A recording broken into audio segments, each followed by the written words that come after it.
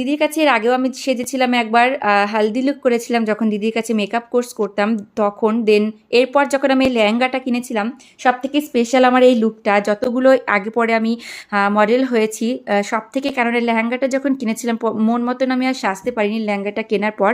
তো আমার খুব ইচ্ছে ছিল যে লেহেঙ্গাটা পরে আমি মন মতন একেবারে সাজবো। ফাইনালি সেটা আজকে সাকসেস হলো দিদির কাছে গিয়ে। তো চলো, দিদি আজকে একটা রিসেপশন লুক করতে চেয়েছিল, মানে সেটাই করেছে আর কি, ধরতে গেলে সেটা একটা এঙ্গেজমেন্ট লুকেও চালিয়ে দিতে পারবে। এঙ্গেজমেন্ট লুক হয়ে গেছে, তো দেখো মোটামুটি অর্ধেক যখন সাজ কমপ্লিট তখন একটু ব্রেক দিয়ে দিদি ওপরে গেছিলো, খাওয়া দাওয়া কমপ্লিট করে এসেছি আমরা সবাই, সবাই টিফিন ফিফিন করেছে। তো তখন অর্ধেক কমপ্লিট হয়েছিল মেকআপটা। দেন তারপর দিদি আবার এসে দেখো পুরোপুরিটা কমপ্লিট করছে। তো এখানে যখন আমাকে চোখের ভেতরে কাজল পরাতে যাচ্ছিল, তোমরা দেখতেই পারছো আমি আর নিজে কি বলবো। তো আমি কিন্তু ছোটোবেলা থেকে এরকম, আমি কাজল পরতে পারি না, তো এখন যেটুকু পারি নিজে যেটুকু পারি, বাট কেউ পরিয়ে দিলে প্রচুর